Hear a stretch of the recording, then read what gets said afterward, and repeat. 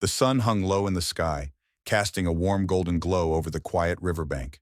Malik, a 13-year-old boy with a love for fishing and the outdoors, sat on a large rock near the water's edge. His fishing rod rested lazily in his hands, the line bobbing gently in the current. Beside him, his loyal dog, Rocky, a scrappy German shepherd mix with a coat of tan and black, lay sprawled out on the grass, his ears twitching at the occasional sound of birds or rustling leaves. It was a peaceful afternoon, the kind Malik loved most. The river was his escape, a place where he could forget about the challenges of life at home and lose himself in the rhythm of nature. Malik adjusted his grip on the rod and glanced at Rocky, who was now sitting up, his head tilted as if he'd heard something unusual. "What is it, boy?" Malik asked, his voice soft but curious. Rocky's ears perked up, and he let out a low growl, his eyes fixed on the bridge that spanned the river a short distance away. Malik followed Rocky's gaze, squinting to see what had caught the dog's attention. At first, he saw nothing out of the ordinary. The bridge was a simple structure, often used by cars and the occasional pedestrian. But then, a sleek black sedan pulled up to the middle of the bridge and stopped abruptly. Malik frowned. It was strange for a car to stop there, especially since there was no traffic. He watched intently as two figures emerged from the vehicle. One was a tall, broad-shouldered man dressed in dark clothing, his movements sharp and purposeful. The other was an older man, his posture slouched and his steps hesitant, as if he were being forced forward. Malik's heart began to race. Something about the scene felt wrong. He set his fishing rod down and stood up, his eyes never leaving the bridge. Rocky, sensing Malik's unease, stood as well, his tail stiff and his body tense. The older man appeared to be pleading, his hands raised in a gesture of desperation. The taller man, however, showed no mercy. In one swift motion, he grabbed the older man by the collar and shoved him violently against the railing of the bridge. "No," Malik whispered, his voice barely audible over the sound of the river. His stomach churned as he realized what was about to happen. Before he could even think to act, the taller man lifted the older man off his feet and hurled him over the side of the bridge. The older man's body hit the water with a sickening splash, and the current quickly began to carry him downstream. For a moment, Malik was frozen in place, his mind struggling to process what he had just witnessed. The black sedan sped off, its tires screeching as it disappeared down the road. The bridge was now empty, as if nothing had happened. But Malik knew better. Someone was in the water and they needed help. Rocky didn't hesitate. With a sharp bark, he bolted toward the riverbank and leapt into the water, his powerful legs propelling him forward. "Rocky, wait!" Malik shouted, snapping out of his daze. He ran after his dog, his sneakers slipping on the wet grass as he reached the edge of the river. Without a second thought, he dove in after Rocky, the cold water shocking his system as he surfaced and began swimming toward the figure floating downstream. The older man was unconscious, his body limp as the current carried him farther away. Rocky reached him first, gripping the man's shirt in his teeth and paddling furiously to keep him afloat. Malik swam as fast as he could, his arms and legs burning with the effort. "I'm coming, Rocky!" he called out, his voice strained. When Malik finally reached them, he grabbed the man's arm and struggled to keep his head above water. The man was heavier than he had expected, and the current was stronger here, pulling them both downstream. "Come on, boy, we've got to get him to shore," Malik said, his voice trembling with determination. Rocky barked in response, his eyes focused and his movements steady. Together, they managed to drag the man toward the riverbank. Malik's muscles ached and his lungs burned with every breath, but he refused to give up. With one final push, he and Rocky hauled the man onto the grass, collapsing beside him in exhaustion. Malik lay on his back for a moment, staring up at the sky as he tried to catch his breath. Rocky stood over the man, panting heavily but alert, his tail wagging slightly as if to say, "We did it." Malik sat up and turned his attention to the man they had just saved. He was older, perhaps in his 60s, with silver hair and a face lined with age and worry. His clothes were expensive but soaked and torn, and his skin was pale and cold to the touch. Malik's heart sank. The man wasn't moving, and his chest wasn't rising. "No, no, no," Malik muttered, panic setting in. He had seen CPR performed on TV but had never done it himself. Still, he knew he had to try. Placing his hands on the man's chest, Malik began pressing down rhythmically, counting under his breath. "Come on, wake up," he pleaded. "Don't die on me." Rocky whined softly, his nose nudging the man's arm as if trying to help. After what felt like an eternity, the man coughed violently, water spilling from his mouth as he gasped for air. Malik let out a relieved laugh, tears streaming down his face. "You're alive," he said, his voice shaky. The man's eyes fluttered open and he looked around in confusion, his gaze eventually landing on Malik. "You're safe now," Malik assured him. "We've got you." The man tried to speak, but his voice was weak and hoarse. "Thank you," he managed to whisper before his eyes closed again, this time in exhaustion rather than unconsciousness. Malik checked his pulse and was relieved to find it steady. He looked at Rocky, who was now lying beside the man, his head resting on his paws. "Good job, boy," Malik said, scratching Rocky behind the ears. "You're a hero." But Malik knew their work wasn't done. The man needed medical attention, and they couldn't stay by the river. He glanced toward the road, half expecting the black sedan to return, but the area was quiet. Still, a sense of urgency gnawed at him. Whoever had thrown this man off the bridge might come back to finish the job. "We have to get him home," Malik said, more to himself than to Rocky. He stood up and grabbed the man under the arms, struggling to lift him. "Come on, help me out here," he said to Rocky, who barked in response and began nudging the man's legs. Together, they managed to drag the man up the slope and onto the dirt path that led back to Malik's house. As they made their way home, Malik's mind raced with questions. Who was this man? Why had someone tried to kill him? And most importantly, what were they going to do now? He didn't have the answers, but one thing was certain. Their lives were about to change forever. The walk back to Malik's house was grueling. The unconscious man was heavy, and Malik's arms ached from dragging him along the dirt path. Rocky trotted beside him, occasionally nudging the man's legs to help push him forward.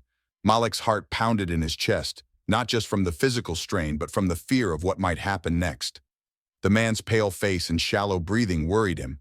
He didn't know who this man was or why someone had tried to kill him, but he knew one thing for sure. He couldn't leave him to die. By the time Malik reached the small, modest house he shared with his mother Tanya, the sun was beginning to set. The house, a simple one-story structure with peeling paint and a sagging porch, wasn't much, but it was home. Malik pushed open the front door with his shoulder, panting heavily as he dragged the man inside.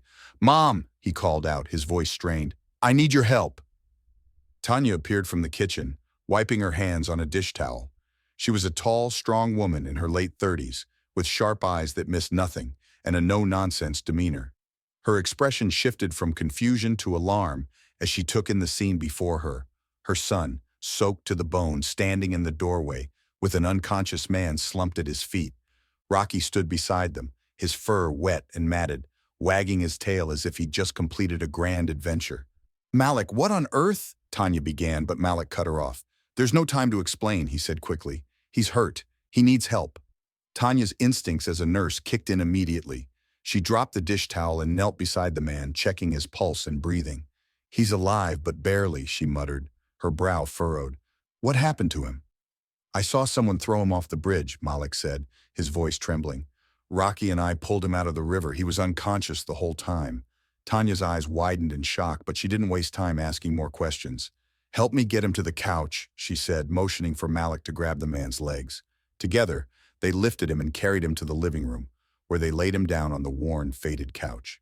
Tanya quickly went to work, her years of experience as a nurse guiding her actions. She grabbed her medical kit from the hallway closet and began checking the man for injuries. Malik stood nearby, watching anxiously as his mother worked. "Is he going to be okay?" he asked, his voice small. Tanya didn't answer right away. She was focused on cleaning a deep gash on the man's forehead, which was still bleeding slightly. "He's in bad shape," she said finally. "He's dehydrated and his breathing is shallow. He must have swallowed a lot of water. And this head wound, it's not life-threatening, but it's serious. He needs rest and fluids." Malik nodded, relief washing over him.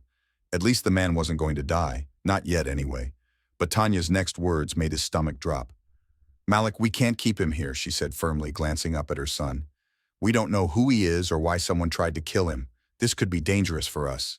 "But Mom, we can't just leave him," Malik protested. "He'll die if we don't help him."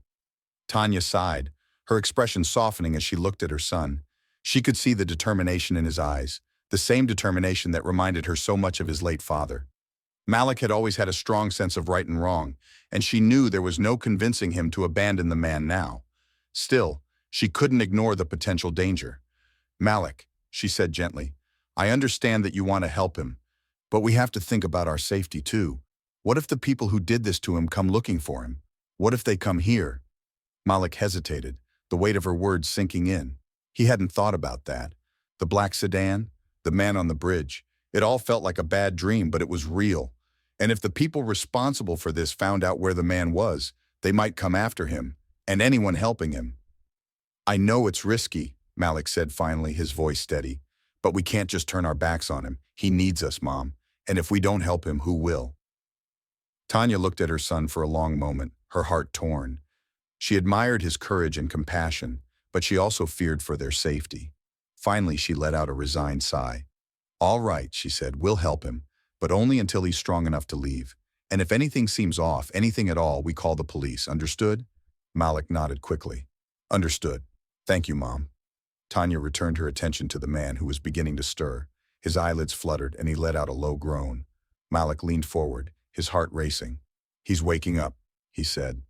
The man's eyes opened slowly, unfocused and glassy. He looked around the room, his gaze eventually landing on Tanya and Malik. Where am I? He croaked, his voice barely audible. You're safe, Tanya said gently.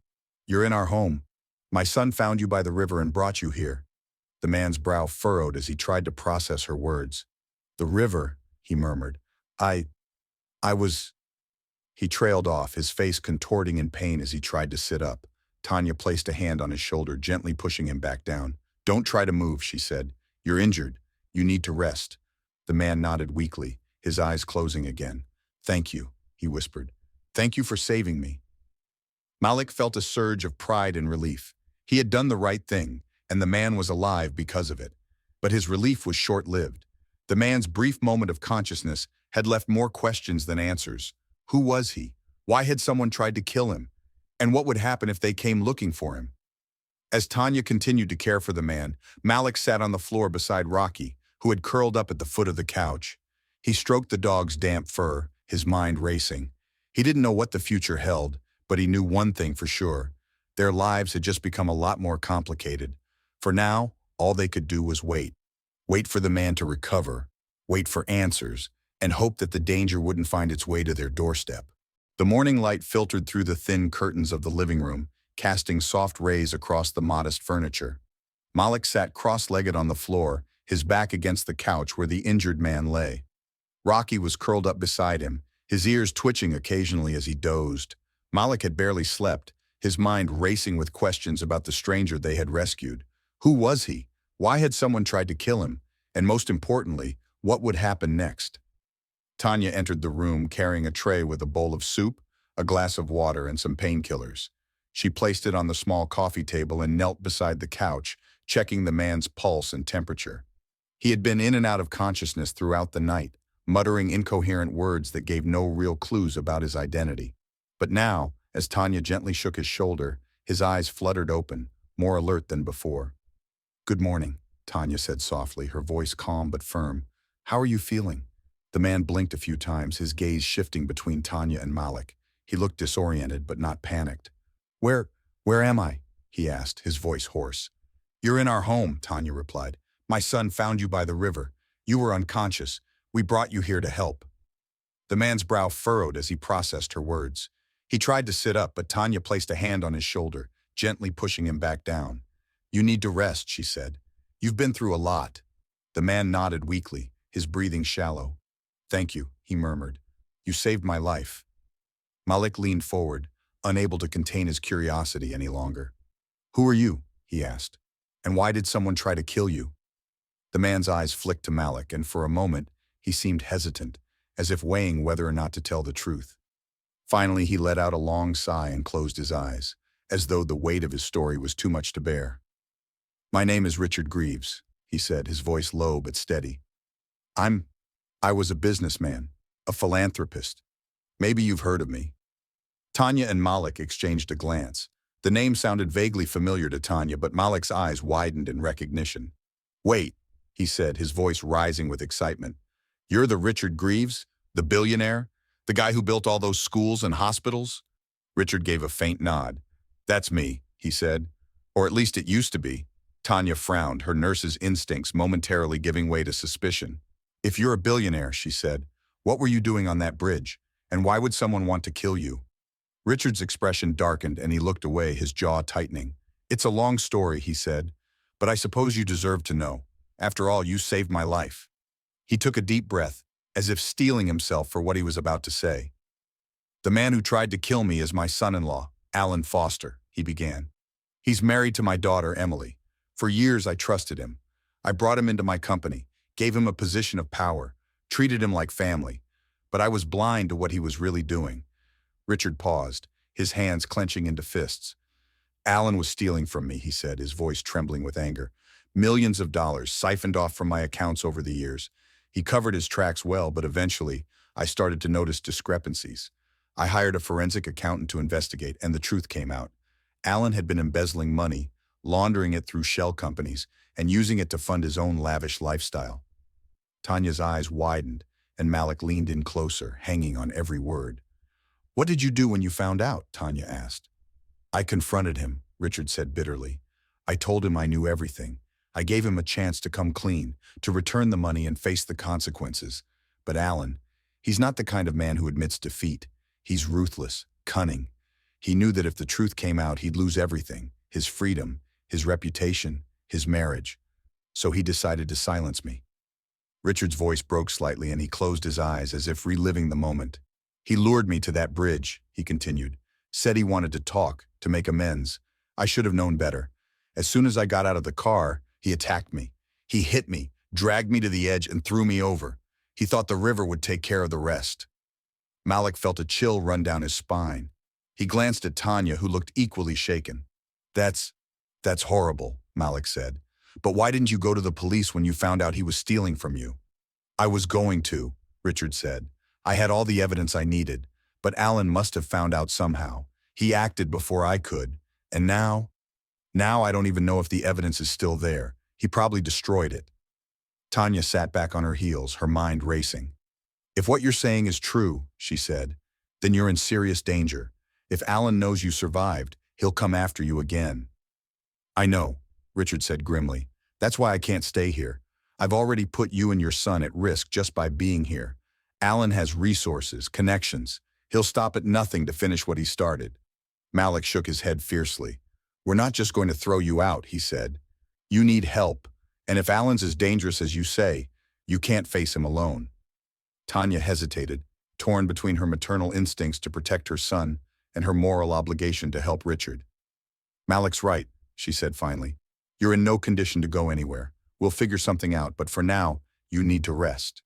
Richard looked at her, gratitude and guilt flickering in his eyes. "Thank you," he said quietly. "I don't know how I'll ever repay you." "You don't have to," Tanya said. "Just focus on getting better." As Tanya stood to fetch more supplies, Malik sat back down beside Rocky, who had been watching the conversation intently, as if he understood every word. Malik reached out to scratch the dog behind the ears, his mind racing with thoughts of what they had just learned. Richard Greaves wasn't just some random stranger. He was a billionaire, a man with enemies powerful enough to try to kill him. And now, by saving him, Malik and his mother had been pulled into a dangerous web of lies, betrayal, and greed. For the first time, Malik felt the weight of the situation pressing down on him. This wasn't just about doing the right thing anymore. This was about survival. And as much as he wanted to help Richard, he couldn't shake the feeling that their lives were about to change in ways they couldn't possibly imagine. The day started like any other, but Malik couldn't shake the uneasy feeling that had settled in his chest. Ever since Richard had revealed the truth about his identity and the danger he was in, the atmosphere in their small home had shifted. Tanya had been on edge, constantly peeking out the window and double-checking the locks on the doors. Even Rocky seemed more alert, his ears perking up at the slightest sound. Malik tried to focus on his schoolwork and his usual routine, but the weight of the situation loomed over him like a dark cloud. It wasn't long before the first sign of trouble appeared. That afternoon, as Malik walked home from school, he noticed a black car parked at the corner of the street. It wasn't unusual for cars to be parked there, but something about this one felt off. The windows were tinted so dark that he couldn't see inside, and the engine was idling quietly, as if the driver was waiting for something, or someone. Malik's heart skipped a beat. He remembered Richard's warning about Allan's resources and connections. Could this car belong to Allan's men? Malik quickened his pace, clutching the straps of his backpack tightly. He tried to act normal, as if he hadn't noticed the car, but his mind was racing. He turned down a side street, hoping to lose whoever might be watching him. For a moment, he thought he was in the clear, but then, out of the corner of his eye, he saw the black car slowly turn onto the same street, following him at a distance. Panic surged through him. He didn't want to lead them back to his house, where Richard and his mother were. He needed to think fast. Malik darted into an alleyway, his sneakers slapping against the pavement as he ran. The alley was narrow and lined with dumpsters, the smell of garbage filling the air. He ducked behind one of the dumpsters, pressing his back against the cold metal as he tried to catch his breath. The sound of the car's engine grew louder, then stopped. Malik peeked around the edge of the dumpster and saw two men stepping out of the car. They were dressed in dark suits, their faces hard and expressionless. One of them pulled out a phone and spoke into it, his voice too low for Malik to hear. The other scanned the alley, his sharp eyes searching for any sign of movement. Malik's heart pounded in his chest. He knew he couldn't stay hidden for long. He needed to find a way out. Slowly, he inched along the wall, keeping low to the ground. At the end of the alley, he spotted a chain-link fence. If he could climb over it, he might be able to escape. But the men were getting closer, their footsteps echoing off the walls. Just as one of the men turned toward the dumpster, Rocky appeared out of nowhere, barking furiously. Malik's loyal dog had followed him from home, and now he was standing in the middle of the alley, his teeth bared and his tail stiff. The men froze, startled by the sudden appearance of the dog. "Get out of here, mutt," one of them growled, taking a step forward. But Rocky didn't back down. He lunged at the man, snapping at his heels and forcing him to retreat. The distraction was all Malik needed. He bolted toward the fence, scrambling up the metal links as fast as he could. Rocky, sensing Malik's movement, turned and followed, leaping up and squeezing through a gap in the fence, just as Malik dropped down on the other side. "Get him!" one of the men shouted, but it was too late. Malik and Rocky were already sprinting down the next street, weaving through backyards and side streets until they were sure they had lost their pursuers. By the time Malik reached home, he was out of breath and shaking. Tanya was waiting for him at the door, her face pale with worry. "Malik, what happened?" she asked, pulling him inside and locking the door behind him. "They're here," Malik said, his voice trembling. "Allan's men. They followed me from school. I think they know where we are." Tanya's face hardened, and she placed a protective hand on Malik's shoulder. "That's it," she said firmly. "We can't handle this on our own. We need help." She grabbed her phone and dialed a number, her fingers trembling slightly as she pressed the buttons. Malik watched as she paced the room, waiting for the call to connect. Finally, someone picked up on the other end. "James," Tanya said, her voice steady but urgent. "It's me. I need your help." James was Tanya's older brother, a retired detective with years of experience in law enforcement. He had always been the one Tanya turned to in times of trouble, and this was no exception. She quickly explained the situation, leaving out no details about Richard, Allan, or the men who had followed Malik. "I'll be there as soon as I can," James said. "Don't let anyone in, and don't go anywhere until I get there." Tanya hung up the phone and turned to Malik. "Your Uncle James is on his way," she said. "He'll know what to do." Malik nodded, feeling a small sense of relief. James was tough and resourceful, and if anyone could help them, it was him. But the fear in his chest didn't completely go away. He couldn't stop thinking about the men in the alley, their cold, calculating eyes, and the way they had followed him so easily. He knew this was far from over. That night, the house was tense and quiet. Tanya kept the curtains drawn and the lights low, while Malik sat on the couch with Rocky by his side. Richard, still weak from his injuries, lay in the guest room, unaware of the danger that was closing in around them. Malik couldn't sleep, his mind replaying the events of the day over and over again. When James finally arrived, it was well past midnight. He was a tall, broad-shouldered man with a grizzled beard and sharp eyes that seemed to take in everything at once. He carried a duffel bag slung over one shoulder, and his presence immediately filled the room with a sense of authority. "Tanya," he said, pulling her into a quick hug. "Malik." He nodded at his nephew, then glanced around the room. "Where's the man you're hiding?" "In the guest room," Tanya said. "He's still recovering." James set his bag down and began unpacking its contents, a laptop, a notepad, and a small handgun, which he placed on the table with a grim expression. "All right," he said. "Tell me everything." As Tanya and Malik recounted the events of the past few days, James listened intently, his expression growing darker with each detail. When they finished, he leaned back in his chair and let out a heavy sigh. "This is bad," he said. "If Allan's men are already here, it means they're watching you. They'll stop at nothing to find Richard and finish the job. What do we do? Tanya asked, her voice trembling slightly. James's eyes hardened. First, we make sure this house is secure. Then we figure out how to get the evidence we need to take Allan down. If we can prove what he's done, we might be able to stop him before he gets to us. Malik felt a flicker of hope. For the first time, it felt like they had a plan. But as he looked at his uncle's serious expression and the gun on the table, he knew the road ahead wouldn't be easy. The hunt had begun, and they were right in the middle of it. The tension in the small living room was palpable as James sat at the dining table, a notepad in front of him and a pen in his hand. Tanya stood nearby, her arms crossed, her face a mixture of worry and determination. Malik sat on the couch with Rocky at his feet, his eyes darting between his uncle and Richard, who was propped up on the couch with a blanket draped over him.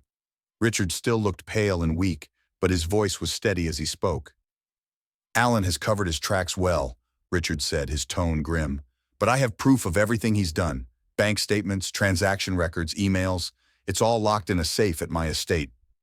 James leaned forward, his pen poised over the notepad. What kind of safe are we talking about? He asked. Combination lock? Key? Biometric? It's a combination lock, Richard replied. The safe is hidden in my study, behind a false panel in the bookshelf. Allan doesn't know about it, but I'm certain his men are watching the house. They'll be guarding it, waiting for me to show up. James nodded, jotting down notes. All right, he said. If the documents are still there, they're our best shot at taking Allan down. But getting into the estate won't be easy, especially if it's being watched. Tanya frowned, her worry deepening. Are you sure this is the only way? She asked. Isn't there another way to expose Allan without putting ourselves in danger? Richard shook his head. The documents are the key, he said.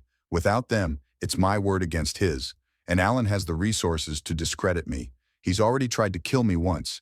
If we don't act now, he'll finish the job. Malik, who had been quiet up until now, spoke up. We can do this, he said, his voice firm. We just need a plan. James gave his nephew a small, approving nod. That's the spirit, he said. But this isn't going to be a simple in-and-out job. We'll need to be smart about this. Allan's men will be armed, and they won't hesitate to use force if they catch us. The room fell silent as everyone absorbed the gravity of the situation. Finally, James broke the silence. Here's what we're going to do, he said, his voice steady and authoritative. First, we'll need to scout the estate. I'll go alone and assess the security. Once we know what we're dealing with, we'll come up with a way to get inside without being detected. And what if we can't get the documents? Tanya asked, her voice tinged with fear. What's our backup plan? James tapped his pen against the notepad, thinking. If we can't get the documents, we'll need to expose Allan another way, he said. We'll record a video of Richard telling his story, everything he knows about Allan's crimes. We'll send it to the media, anonymously if we have to. It won't be as strong as the documents, but it might be enough to put pressure on Allan and buy us some time. Richard nodded slowly. It's a good plan, he said, but the documents are still our best chance. They're irrefutable proof of Allan's guilt. James stood up, his chair scraping against the floor. All right, he said, I'll head out tonight to scout the estate. In the meantime, you all need to stay here and keep a low profile. Don't answer the door for anyone and don't leave the house unless it's absolutely necessary. Tanya placed a hand on James's arm, her worry evident in her eyes. Be careful, she said. If Allan's men see you. They won't, James assured her. I've done this kind of thing before. I know how to stay out of sight. Malik watched as his uncle gathered his gear, a small backpack, a flashlight, and a pair of binoculars. He felt a mix of admiration and fear. James seemed so calm and confident, but the danger was real. If Allan's men caught him, there was no telling what they would do. As James prepared to leave, Richard called out to him. James, he said, his voice serious, there's one more thing you should know. The combination to the safe is 4729. You'll need it if you manage to get inside. James nodded, committing the numbers to memory. Got it, he said. I'll be back in a few hours. With that, he slipped out the door, disappearing into the night. The hours dragged by as Tanya, Malik, and Richard waited for James to return. Tanya busied herself by cleaning the kitchen, though her hands trembled as she scrubbed the counters. Malik sat on the couch, his leg bouncing nervously as he tried to distract himself with a book. Even Rocky seemed restless, pacing back and forth near the door. Finally, just after midnight, there was a soft knock at the door. Tanya froze, her heart racing. Who is it? She called out, her voice trembling. It's me, James replied from the other side. Tanya quickly unlocked the door and let him in. James stepped inside, his face grim. The estate is heavily guarded, he said, setting his backpack down on the table. There are at least 4 men patrolling the property, and they're armed. They've got a car parked out front and another in the back. They're not taking any chances. Tanya's face fell. So it's impossible, she asked. Not impossible, James said, but it's going to be tricky. We'll need a distraction to draw the guards away from the house. Once they're distracted, we can slip inside and get to the safe. What kind of distraction? Malik asked, his curiosity piqued. James thought for a moment. Something loud, he said. An alarm maybe, or a fire. Something that will force them to leave their posts. Tanya's eyes widened. A fire? Are you serious? Not a real fire, James clarified. Just enough smoke to make them think there's a problem. I've got some smoke bombs in my bag. They're non-lethal, but they'll do the trick. Richard, who had been listening quietly, spoke up. I'll go with you, he said. I know the layout of the house better than anyone. I can guide you to the safe. James shook his head. You're in no condition to go anywhere, he said. You'll only slow us down. I'm not staying behind while you risk your lives for me, Richard said firmly. This is my fight. I need to be there. James hesitated, then nodded reluctantly. All right, he said, but you stay close to me and you do exactly as I say. No heroics. Richard nodded, his expression resolute. Agreed. The plan was set. The next night, under the cover of darkness, they would make their move. James would lead the operation, with Richard providing guidance and Malik and Tanya staying behind to monitor the situation from the house. It was a risky plan, but it was their best shot at exposing Allan and putting an end to his reign of terror. As the family prepared for what lay ahead, Malik couldn't help but feel a mix of fear and excitement. For the first time, he felt like he was part of something bigger than himself, a fight for justice, a chance to make a difference. But he also knew the stakes were high. If they failed, the consequences could be deadly. The hunt for the truth had begun, and there was no turning back. The night was dark and silent, the kind of silence that made every sound seem louder than it was. The moon hung low in the sky, casting faint silver light over the sprawling estate that loomed ahead. Richard's estate, once a symbol of his success and generosity, now felt like a fortress under siege. The tall iron gates were locked, and the property was surrounded by high walls and dense trees. Somewhere inside, Allan's men were patrolling, armed and ready to stop anyone who dared to enter. James crouched behind a cluster of bushes just outside the estate's perimeter, his sharp eyes scanning the area. Beside him, Richard knelt, his face pale but determined. Malik was a few feet away, holding Rocky's leash tightly. The dog was unusually quiet, as if sensing the gravity of the situation. Malik's heart pounded in his chest, a mix of fear and adrenaline coursing through him. He had never done anything like this before, and the stakes couldn't be higher. All right, James whispered, his voice barely audible. Here's the plan. There are 4 guards patrolling the property. 2 are near the front gate, and 2 are circling the house. We'll use the smoke bombs to create a distraction near the back of the property. When the guards go to investigate, we'll slip inside through the side entrance. Richard nodded, his jaw tight. The safe is in my study, behind the bookshelf. Once we're inside, I'll guide you to it. James turned to Malik, his expression serious. Malik, you stay here with Rocky. If anything goes wrong, you run. Do you understand? Malik opened his mouth to protest, but James cut him off. This isn't a game, Malik. These men are dangerous. I need you to stay safe. Malik hesitated, then nodded reluctantly. Okay, he said, but if you need me, I'm coming in. James gave him a small, approving nod. Good. Now let's move. James and Richard crept along the edge of the property, staying low to the ground. Malik watched them disappear into the shadows, his stomach twisting with anxiety. He tightened his grip on Rocky's leash, whispering softly to the dog, "Stay ready, boy. We might need you." A few minutes later, Malik heard a faint pop in the distance, followed by a hiss. Smoke began to rise from the back of the property, thick and white, spreading quickly.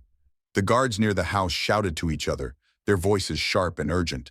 Malik saw 2 of them run toward the smoke, leaving their posts. James and Richard seized the opportunity. They slipped through a side gate that James had picked open earlier and disappeared into the estate grounds. Malik held his breath, straining to hear any sounds of trouble. The seconds felt like hours. Inside the estate, James and Richard moved quickly but cautiously. The house was dark. the only light coming from the faint glow of security cameras mounted on the walls. James had already noted their positions during his earlier scouting mission and guided Richard around them, keeping to the shadows. They reached the side entrance, a small door that led into the kitchen. James picked the lock with practiced ease, and they slipped inside. The air was cool and still, the faint hum of the refrigerator the only sound. Richard led the way, his steps careful but purposeful. "The study is upstairs," Richard whispered. "Second door on the left." James nodded, his eyes scanning the hallway for any signs of movement. They crept up the staircase, the old wood creaking softly under their weight. At the top of the stairs, James held up a hand, signaling Richard to stop. He heard footsteps approaching, heavy and deliberate. A guard was patrolling the upper floor. James motioned for Richard to hide behind a large potted plant near the wall. He pressed himself against the opposite side, his hand resting on the small handgun tucked into his waistband. The footsteps grew louder, then stopped. The guard stood at the top of the stairs, his flashlight sweeping the hallway. James held his breath, his finger hovering over the trigger. The guard lingered for a moment, then turned and walked back the way he came. James waited until the footsteps faded, then motioned for Richard to follow. They reached the study without further incident.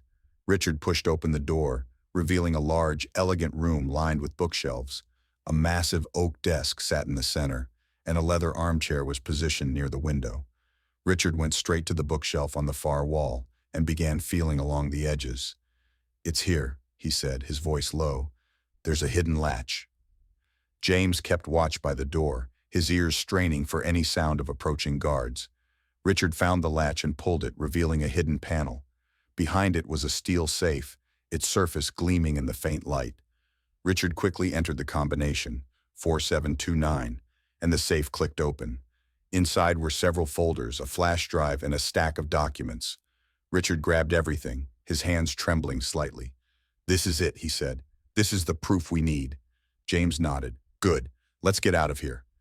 But as they turned to leave, the sound of voices echoed from downstairs. The guards had returned, and they weren't happy. "Someone's here," one of them shouted. "Check the house," James cursed under his breath. "We need a distraction," he said. "Now." Outside, Malik heard the commotion and knew something had gone wrong. He looked at Rocky, who was already on his feet, his ears perked up. "It's time, boy," Malik whispered. He unclipped Rocky's leash and pointed toward the house. "Go!" Rocky took off like a shot, darting through the side gate and into the yard. He barked loudly, his deep, sharp voice echoing across the property. The guards near the house turned toward the sound, their flashlights sweeping the yard. "There's a dog!" one of them shouted. "Get it!" Rocky barked again, then darted toward the back of the property, leading the guards away from the house. Malik watched from the bushes, his heart pounding. "Good boy," he whispered. "Keep them busy." Inside, James and Richard heard the barking and the shouts of the guards. James smiled grimly. "That's our cue," he said. They slipped out of the study and made their way back downstairs, moving quickly but quietly. The distraction had worked. The guards were focused on Rocky, giving them a clear path to the side entrance. They exited the house and ran toward the side gate where Malik was waiting. Richard clutched the documents tightly, his face a mixture of relief and exhaustion. "We got it," he said, his voice breathless. "We got everything." Malik grinned, but his relief was short-lived. "Where's Rocky?" he asked, his eyes scanning the yard. As if on cue, Rocky appeared, sprinting toward them with a triumphant bark. Behind him, the guards were shouting, their flashlights bobbing wildly as they tried to catch the dog. Rocky slipped through the side gate just as James closed it, locking it securely. "Good boy," Malik said, throwing his arms around Rocky. The dog wagged his tail, panting heavily but clearly pleased with himself. "Let's go," James said. "We're not safe yet." The group disappeared into the night, the incriminating documents safely in their possession. They had pulled off the break-in, but they knew the hardest part was still to come. Allan wouldn't stop until he found Richard, and now they had the evidence to bring him down. The fight was far from over, but for the first time, they had the upper hand. The morning after the break-in, the family gathered in the living room, the tension in the air thick enough to cut with a knife. The documents Richard and James had retrieved from the estate were spread out on the coffee table, a damning collection of bank statements, transaction records, and emails that painted a clear picture of Allan's crimes. Malik sat cross-legged on the floor, flipping through the papers with wide eyes. Even at 13, he could tell this was more than enough to destroy Allan. "This is it," Richard said, his voice steady but laced with exhaustion. He leaned back on the couch, his face pale but resolute. "This is the proof we need to expose him." James, who was seated at the dining table with his laptop open, nodded. "It's solid," he said. "There's no way Allan can talk his way out of this, but we need to be smart about how we use it. If we go to the authorities directly, Allan might find a way to bury it. He's got connections and he won't hesitate to use them." Tanya, standing by the window with her arms crossed, frowned. "So what do we do?" she asked. "We can't just sit on this. Allan's men are still out there, and they're not going to stop until they find Richard." James tapped his fingers on the table, deep in thought. "We need to go public," he said finally. "If we release this information to the public, Allan won't be able to hide. The authorities will have no choice but to investigate, and the public pressure will make it impossible for him to cover it up." Richard nodded slowly. "I agree," he said. "But how do we do it? We can't just post it online ourselves. Allan will trace it back to us." James glanced at his laptop. "We'll send it anonymously to someone we can trust," he said. "A journalist, someone with a platform who can get the story out there.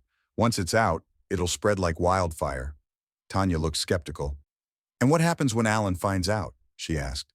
"He's already desperate. If he realizes we're behind this, he'll come after us with everything he's got." James's expression hardened. "That's why we need to stay one step ahead of him," he said. "We'll make sure the video can't be traced back to us. And once it's out, Allan will have bigger problems to deal with than finding us." The family spent the rest of the day preparing the video. James set up his laptop on the dining table, connecting a small webcam. Richard sat in front of it, his hands clasped tightly in his lap. He looked tired, the weight of the past few days etched into his face, but his eyes burned with determination. "Are you ready?" James asked, adjusting the camera. Richard nodded. "Let's do this." James hit the record button and Richard began to speak. His voice was calm and measured, but there was an undercurrent of anger and pain that made every word hit like a hammer. "My name is Richard Greaves," he began. "I'm a businessman and philanthropist, and for years I dedicated my life to helping others. But today, I'm here to tell you about a betrayal that nearly cost me my life." He went on to recount everything, how he had discovered Allan's embezzlement, how Allan had tried to kill him to cover it up, and how he had been forced into hiding. He held up the documents, pointing to the incriminating evidence, and explained each piece in detail. By the time he finished, there was no doubt about Allan's guilt. "This is the truth," Richard said, his voice steady, "and I'm sharing it with you because I believe in justice. Allan Foster is a criminal, and he must be held accountable for his actions. I ask for your help in making sure this story is heard." James stopped the recording and leaned back in his chair. "That was perfect," he said. "Now we just need to get it out there." James spent the next few hours editing the video, adding captions and highlighting key pieces of evidence. Once it was ready, he uploaded it to a secure server and sent the link to a trusted journalist he had worked with during his time as a detective. The journalist, a woman named Sarah Carter, was known for her integrity and her willingness to take on powerful figures. James included a brief message with the link, explaining the situation and asking her to release the video anonymously. Within an hour, Sarah responded. "This is explosive," she wrote. "I'll make sure it gets out. Stay safe." The family waited anxiously as the hours ticked by. Malik sat on the couch with Rocky, scrolling through his phone and refreshing his social media feed every few minutes. Tanya paced the room, her nerves on edge. Even James, usually calm and composed, seemed tense. Then it happened. Malik's phone buzzed with a notification. He opened it and gasped. "It's live," he said, holding up the phone. "The video's everywhere." The video had been posted on multiple platforms, and within minutes, it was going viral. Comments and shares poured in, and hashtags like #JusticeForRichard and #ExposeAllan began trending. News outlets picked up the story, and soon, it was being broadcast on television and radio. The public outrage was immediate and overwhelming. "Allan Foster is a monster," one commenter wrote. "How could he do this to his own family? This is why we need to hold the rich accountable," another said. "No one should be above the law." The pressure on Allan was mounting, and it wasn't long before the authorities took notice. The police announced that they were opening an investigation into the allegations, and reporters swarmed Allan's office and home, demanding answers. Allan, who had always been calm and composed in public, looked visibly shaken in the few brief statements he gave. But while the video had put Allan on the defensive, it had also made him more dangerous. In a dimly lit office, Allan Foster sat behind his desk, his face twisted with rage. The video played on the screen in front of him, Richard's voice echoing through the room. Allan slammed his fist on the desk, his knuckles turning white. "Find him," he growled, his voice low and menacing. "I don't care what it takes. Find Richard and bring me those documents."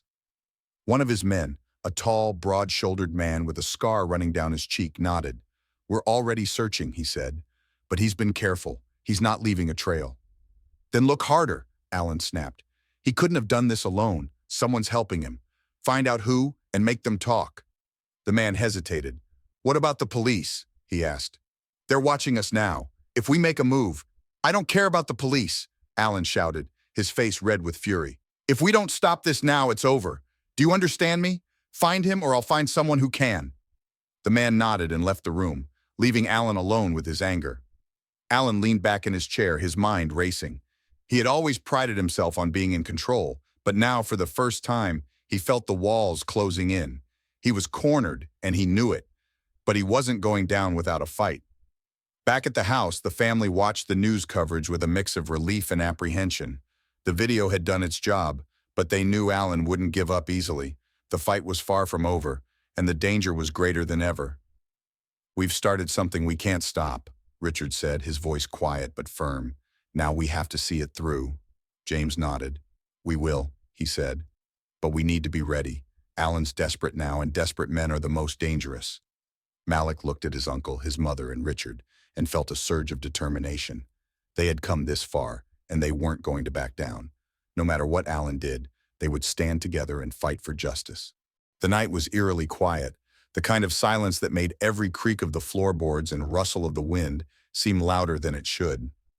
Tanya sat at the kitchen table, her hands wrapped around a mug of tea that had long since gone cold. James was by the window, peering out through a small gap in the curtains, his sharp eyes scanning the dark street for any signs of movement. Malik sat on the couch with Rocky curled up at his feet, the dog's ears twitching at every faint sound. Richard was in the guest room, resting, though everyone knew sleep was impossible under the circumstances. The video had gone viral, and the fallout had been swift. Allan was under investigation. His name splashed across every news outlet, but the family knew it wasn't over. Allan was desperate, and desperate men were dangerous. James had warned them to be ready for anything, but no one could have prepared for what was about to happen. It started with the sound of tires crunching on gravel. James stiffened, his hand instinctively going to the gun tucked into his waistband. "They're here," he said, his voice low and tense. Tanya's heart sank. "How many?" she whispered, her voice trembling. James peered out the window again. "2 cars," he said. "At least 4 men, maybe more." Malik's stomach twisted with fear. "What do we do?" he asked, his voice barely above a whisper. James turned to the family, his expression grim but determined. "Tanya, grab the baseball bat from the closet. Malik, take Rocky and Richard and hide in the crawl space under the house. Don't come out until I say it's safe." Tanya hesitated, her eyes wide with fear. "James, we can't—" "We don't have a choice," James interrupted. "They're not here to talk. They're here to finish this. We need to protect Richard no matter what." Tanya nodded, swallowing her fear, and hurried to the closet. Malik grabbed Rocky's leash and ran to the guest room where Richard was already sitting up, his face pale but resolute. "They've found us," Malik said, his voice shaking. "We need to hide." Richard nodded, wincing as he stood. "Let's go," he said. The crawl space was cramped and dark, the air thick with dust. Malik guided Richard inside, helping him settle against the wall.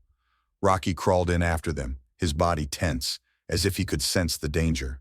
Malik pulled the hatch closed behind them, plunging the space into near-total darkness. He could hear his own breathing, shallow and quick, and the faint sound of footsteps outside the house. "Stay quiet," Malik whispered, his voice barely audible. "They won't find us here." Upstairs, James and Tanya prepared for the inevitable. James positioned himself near the front door, his gun drawn, while Tanya stood in the hallway, gripping the baseball bat tightly. Her hands trembled, but her grip was firm. She wasn't going to let anyone hurt her family. The sound of heavy boots on the porch made Tanya's heart race. A moment later, there was a loud bang as someone pounded on the door. "Open up!" a voice shouted. "We know you're in there!" James didn't respond. He motioned for Tanya to stay back and positioned himself to the side of the door, his gun aimed and ready. The pounding continued, louder and more insistent. When there was no answer, the men outside took matters into their own hands. With a deafening crash, the door was kicked open, splinters flying everywhere. Two men stormed inside, their guns drawn, their eyes scanning the room. James didn't hesitate. He stepped out from his hiding spot and fired a warning shot into the ceiling. "Drop your weapons," he barked, his voice commanding. The men froze for a moment, startled, but they didn't drop their guns. Instead, one of them raised his weapon, and James fired again, this time hitting the man in the shoulder. The man cried out in pain and fell to the floor, clutching his arm. The second man lunged at James, but Tanya was ready. She swung the baseball bat with all her strength, hitting the man square in the ribs. He stumbled back, gasping for air, and James quickly disarmed him, kicking his gun across the room. But the fight was far from over. More men poured into the house, their shouts echoing through the small space. James and Tanya fought fiercely, using every ounce of strength and determination they had. James fired his gun with precision, forcing the intruders to take cover, while Tanya swung the bat like her life depended on it. In the crawl space, Malik could hear the chaos above, the shouts, the gunshots, the sound of furniture being overturned. His heart pounded in his chest and he clenched his fists, feeling helpless. Rocky growled softly, his body tense, ready to spring into action. Richard, who had been silent until now, spoke up. "I can't let them do this," he said, his voice low but firm. "They're risking their lives for me. I have to stop this." "No," Malik whispered urgently. "You can't go out there. They'll kill you." Richard placed a hand on Malik's shoulder, his expression calm but resolute. "I won't let them hurt you or your mother," he said. "This ends now." Before Malik could stop him, Richard pushed open the hatch and crawled out. Rocky followed, barking loudly as if to protest. Malik hesitated for a moment, then scrambled after them, his fear replaced by a surge of determination. Richard stepped into the living room, his hands raised. "Stop!" he shouted, his voice cutting through the chaos. "I'm the one you're looking for. Leave them out of this." The room fell silent for a moment as everyone turned to look at him. Allan's men hesitated, their guns trained on Richard. James and Tanya froze, their eyes wide with shock. One of the men, a tall, scarred figure who seemed to be in charge, stepped forward. "You've caused us a lot of trouble, old man," he said, his voice cold. "But this ends now." Before he could make a move, Rocky sprang into action. The dog lunged at the man, his teeth sinking into the man's arm. The man screamed, dropping his gun, and chaos erupted once again. Malik, who had followed Richard into the room, grabbed the fallen gun and pointed it at the nearest intruder. "Get out!" he shouted, his voice shaking but loud. James took advantage of the distraction, disarming another man and forcing him to the ground. Tanya swung her bat at a third intruder, knocking him off balance. The remaining men, realizing they were outmatched, began to retreat, dragging their injured comrades with them. "Let's go!" one of them shouted. "We'll finish this later." Within moments, the house was empty, the sound of retreating footsteps fading into the night. The family stood in the wrecked living room, breathing heavily. The front door hung off its hinges, and the furniture was overturned, but they were alive. Richard sank into a chair, his hands trembling. Malik knelt beside Rocky, hugging the dog tightly. "You saved us," Malik whispered, his voice thick with emotion. "Good boy." James holstered his gun and turned to Richard. "That was reckless," he said, his tone sharp, "but it worked." Richard nodded, his expression weary but resolute. "I couldn't let them hurt you," he said. "This is my fight."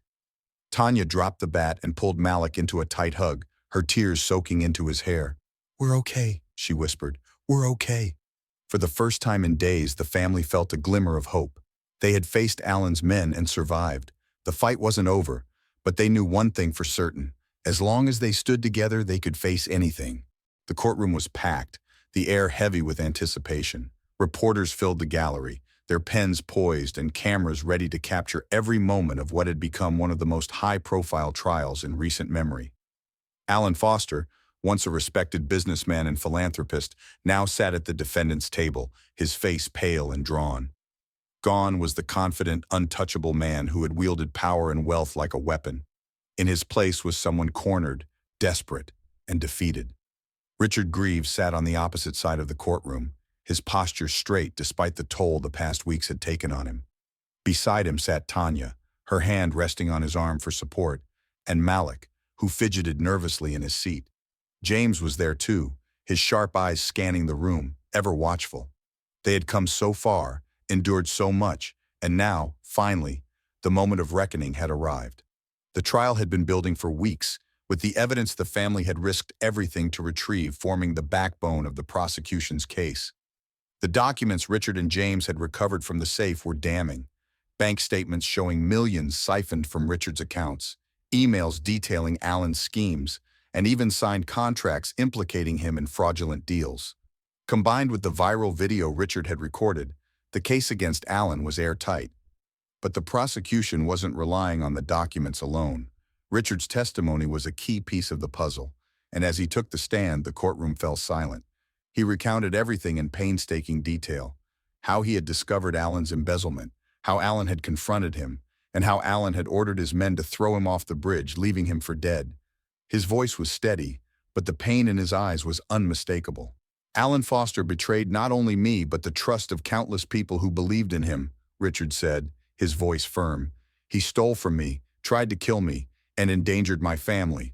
I'm here today to make sure he's held accountable for his actions."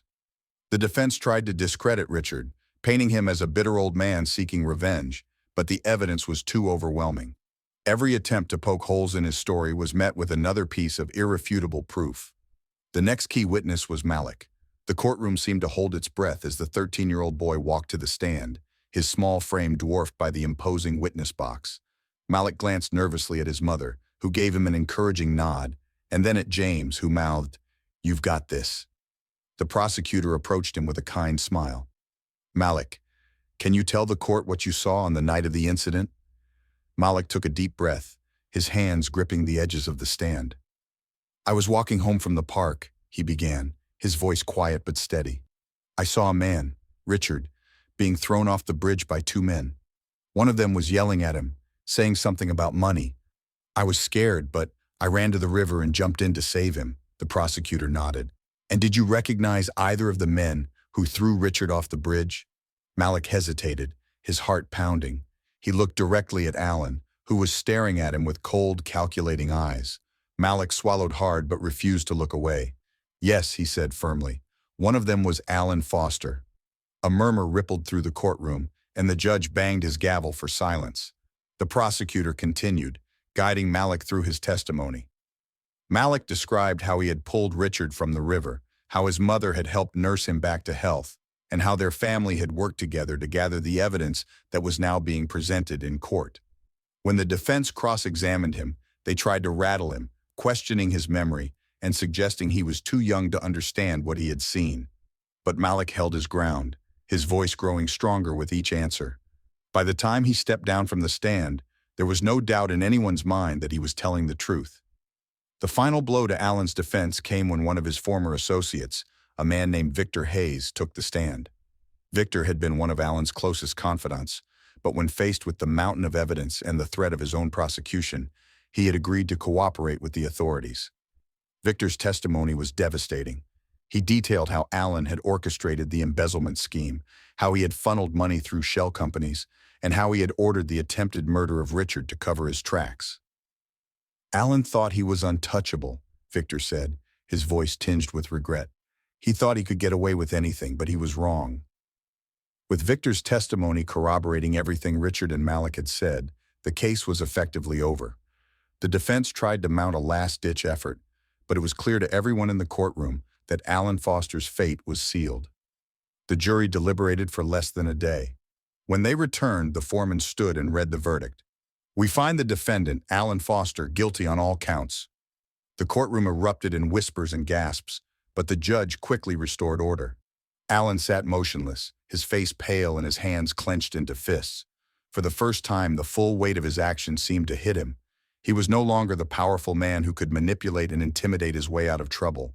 He was a criminal, and he was about to face the consequences. The judge's sentencing was swift and uncompromising.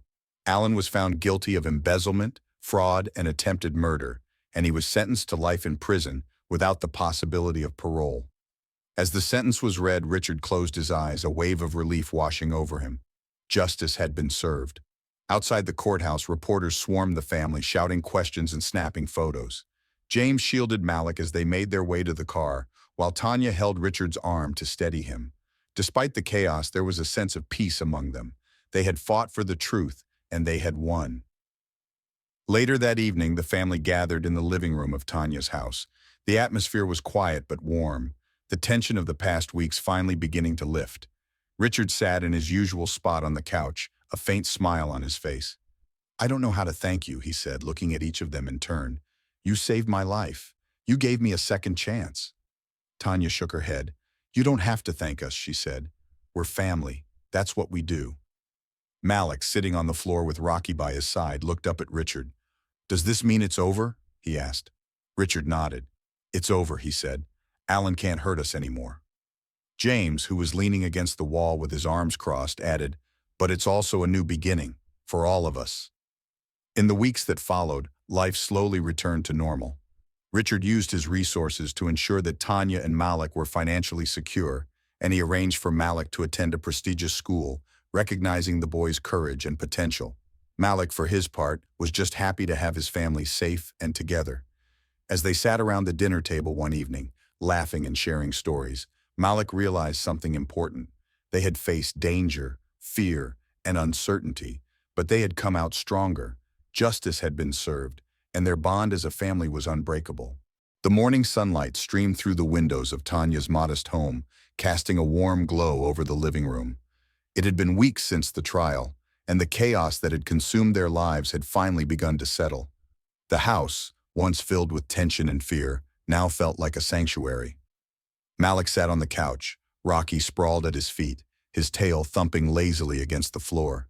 Tanya was in the kitchen, humming softly as she prepared breakfast, while Richard sat in the armchair by the window, a thoughtful expression on his face. For the first time in what felt like forever, there was peace. Later that afternoon, Richard called Malik and Tanya into the living room. He stood by the coffee table, a small box in his hands, his expression serious but kind. "I've been thinking a lot about everything that's happened," he began, his voice steady. "About how close I came to losing everything and how, because of you, I didn't." Tanya smiled softly, but before she could respond, Richard held up a hand. "Please let me finish," he said. "Malik, you didn't just save my life that night on the bridge. You gave me a second chance. And Tanya, you opened your home to me, cared for me, and risked everything to help me fight for justice. I can never repay you for what you've done, but I want to try." He turned to Malik first, his eyes warm. "Malik, you're one of the bravest people I've ever met. What you did that night, jumping into the river to save a stranger, was extraordinary. You didn't just save me, you inspired me, and I want to make sure you have every opportunity to achieve your dreams." Richard reached into his pocket and pulled out an envelope, handing it to Malik. "This is for you," he said. "It's a scholarship to one of the best schools in the country. I've already spoken to the admissions office, and they're excited to have you. You'll have access to the best teachers, resources, and opportunities. I want you to have the future you deserve." Malik stared at the envelope, his hands trembling slightly. "A scholarship?" he asked, his voice barely above a whisper. "To a new school?" Richard nodded. "A prestigious one," he said. "You're smart, Malik. You have so much potential, and I want to make sure you have every chance to succeed." Malik looked up at his mother, his eyes wide. "Mom, is this real?" he asked. Tanya smiled, her eyes glistening with tears. "It's real, sweetheart," she said, "and you've earned it." Malik turned back to Richard, his voice thick with emotion. "Thank you," he said. "I don't know what to say." "You don't have to say anything," Richard replied, placing a hand on Malik's shoulder. "Just promise me you'll make the most of it." Next, Richard turned to Rocky, who was sitting obediently by Malik's side, his tail wagging as if he knew he was about to be included in the moment. Richard smiled and opened the small box he had been holding, revealing a sleek, custom-made leather collar. The collar was engraved with the words, "My hero," in elegant script. "This is for you, Rocky," Richard said, kneeling down to fasten the collar around the dog's neck. "You're a hero too. You protected this family, and you helped save my life. I'll never forget what you did." Rocky barked happily, his tail wagging furiously as if to say, "Thank you." Malik grinned and scratched behind Rocky's ears. "You hear that, boy? You're a hero now," he said.